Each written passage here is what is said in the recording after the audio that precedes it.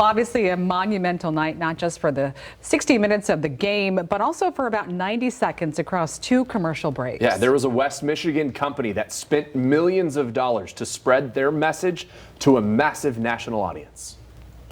Religion during football is common. Players kneel, sometimes praying in groups. They point to the sky after a touchdown. Then, of course, there's the Hail Mary. But one place you generally would not find religion is the commercial break. And that's for a reason. You may have already seen these He Gets Us ads in the playoffs, but the audience is about to get much bigger. You know, the NFL, rightly so, is very protective about the content that it puts in the Super Bowl. But they looked at He Gets Us. We've been approved as an NFL advertiser for almost a year.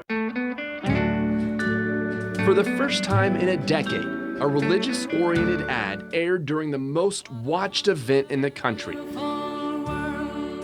The company behind these ads is Haven, a creative marketing advertising firm based in Grand Haven. They hosted a preview party in Grand Rapids ahead of the Super Bowl.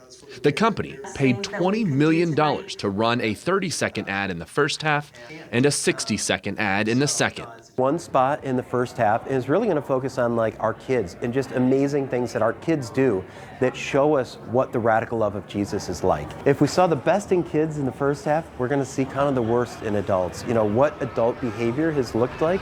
Jason Vanderground is the president of Haven, the company behind He Gets Us, which has been criticized for the amount of money spent on this instead of things like feeding the hungry or just going directly into the church.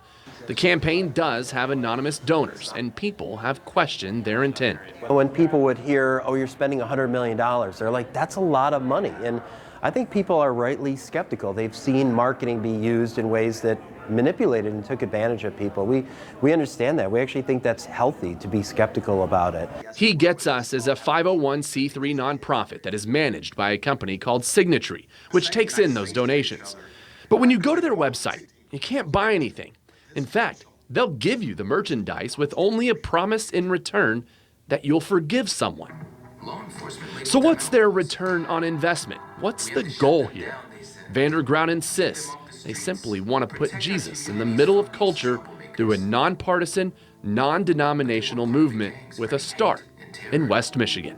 This is all originating from right here in your backyard. Now, the campaign, as you heard Vanderground say, has spent $100 million in total so far, but that's just a fraction of the $1 billion they plan to spend in 3 years. So it's not the last we've seen of it, though they haven't said how they plan to spend all that money. We did reach out to the NFL about their policies regarding religious ads and their approval processes. It was a tough week to get in touch with them, with the Super Bowl and all. We haven't heard back from them just yet.